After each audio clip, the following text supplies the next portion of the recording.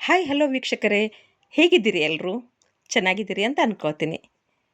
ನನ್ನ ಮನದಲ್ಲಿ ಜೀವನದ ಬಗ್ಗೆ ಮೂಡಿದಂತಹ ಒಂದಿಷ್ಟು ವಿಚಾರಗಳಿಗೆ ನಾನು ಆವಾಗವಾಗ ಬರವಣಿಗೆಯ ರೂಪವನ್ನು ಕೊಡ್ತಾ ಇರ್ತೀನಿ. ಅಂಥದ್ದೇ ಒಂದಿಷ್ಟು ಸಾಲುಗಳನ್ನು ನಿಮ್ಮೊಂದಿಗೆ ಇಂದು ಹಂಚಿಕೊಳ್ಳುವ ಪ್ರಯತ್ನವನ್ನು ಮಾಡ್ತಾ ಇದ್ದೀನಿ. ಅದು ಏನು ಅಂತ ಹೇಳಿದರೆ, ಜೀವನದಲ್ಲಿ ಎಷ್ಟೇ ಕಷ್ಟ, ನಷ್ಟ, ನೋವು, ನಿರಾಶೆಗಳು ಅಥವಾ ಏನೇ ಬರಲಿ, ಆದರೆ ಸದಾ ಆ ಸೃಷ್ಟಿಕರ್ತನಿಗೆ ಸವಾಲು ಹಾಕಿ ಜೀವನವನ್ನು ಯಶಸ್ವಿಯಾಗಿ ಆತ್ಮಸಾಕ್ಷಿಗೆ ಅನುಗುಣವಾಗಿ ಸಹನೆ, ತಾಳ್ಮೆಯ, ಸರಳತೆಯ ಮಂತ್ರ ಜಪಿಸುತ್ತಾ ಎಲ್ಲರಲ್ಲಿ ಎಲ್ಲದರಲ್ಲೂ ನಿಸ್ವಾರ್ಥದ ನಿಷ್ಕಲ್ಮಶ ಭಾವದಿಂದ ದೇವರನ್ನು ಕಾಣುತ್ತಾ ಸದಾ ನಿಮ್ಮ ಮುಖದಲ್ಲಿ ಗೆದ್ದೇ ಗೆಲ್ಲುವೆನೆಂಬ ಆತ್ಮವಿಶ್ವಾಸದ ಭರವಸೆಯ ಮಂದಹಾಸದ ನಗುವೊಂದು ತುಂಬಿಕೊಂಡು ಹೊಸ ಒಳ್ಳೆಯ ನಿರೀಕ್ಷೆಯಿಂದ ಒಳ್ಳೆಯ ದಿನಗಳನ್ನು ಎದುರು ನೋಡುತ್ತಾ ಮೌನವಾಗಿ ಮುಂದೆ ಸಾಗಿ. ಆಗ ಆ ದೇವರು ಕೂಡ ಸೋತು ಹರಸಿ ಆಶೀರ್ವದಿಸುತ್ತಾನೆ. ಸೊ ಇದಾಗಿತ್ತು ಇವತ್ತು ನನ್ನ ಮನದಲ್ಲಿ ಮೂಡಿದಂತಹ ವಿಚಾರಗಳು. ಇವಾಗ ರೆಸಿಪಿಗೆ ಬರೋಣ.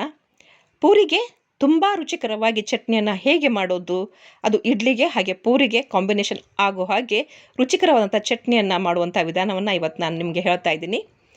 ಅದಕ್ಕೆ ಏನೆಲ್ಲ ಇಂಗ್ರೀಡಿಯೆಂಟ್ಸ್ಗಳು ಬೇಕಾಗ್ತವೆ ಅಂತ ಹೇಳಿದ್ರೆ, ತೊಳೆದು ಹೆಚ್ಚಿದಂತಹ ಹಸಿ ಕೊಬ್ಬರಿ, ಹಾಗೆ ಕೊತ್ತಂಬರಿ, ಜೀರಿಗೆ, ಬೆಳ್ಳುಳ್ಳಿ, ಗೋಡಂಬಿ, ದ್ರಾಕ್ಷಿ, ಬಾದಾಮಿ, ಹಾಗೆ ಉದ್ದಿನಬೇಳೆ, ಕರಿಬೇವು, ಹಸಿಮೆಣಸಿನಕಾಯಿ, ರುಚಿಗೆ ತಕ್ಕಷ್ಟು ಉಪ್ಪು, ಸ್ವಲ್ಪ ಸಕ್ಕರೆ, ಹಾಗೆ ಸ್ವಲ್ಪ ಹುಣಸೆಹಣ್ಣು ಬೇಕಾಗತ್ತೆ.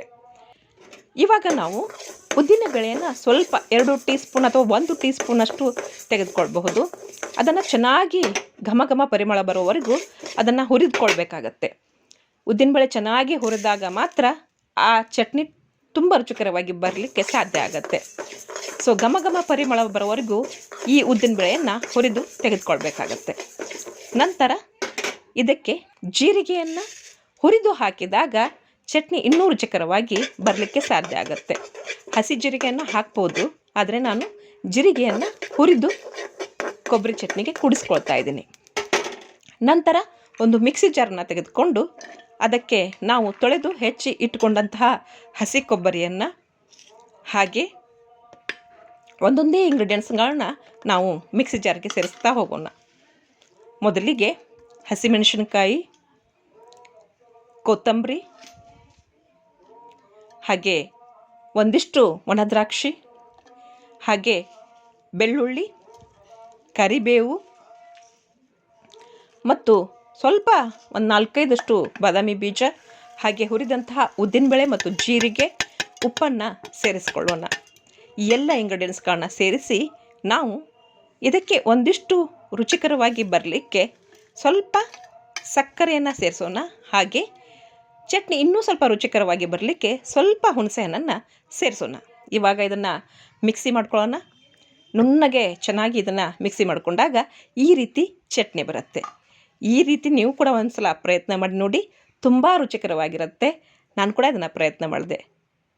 ಇದು ಇವತ್ತಿನ ರೆಸಿಪಿ, ರುಚಿಕರವಾದಂತಹ ಪೂರಿ ಮತ್ತು ಇಡ್ಲಿಗೆ ಬೇಕಾದಂತಹ ಕೊಬ್ಬರಿ ಚಟ್ನಿ. ನಿಮ್ಮ ಕಮೆಂಟ್ಸ್ಗಳನ್ನ, ನಿಮ್ಮ ಅನಿಸಿಕೆ ಅಭಿಪ್ರಾಯಗಳನ್ನ ನನಗೆ ತಿಳಿಸಿ. Thank you so much for watching.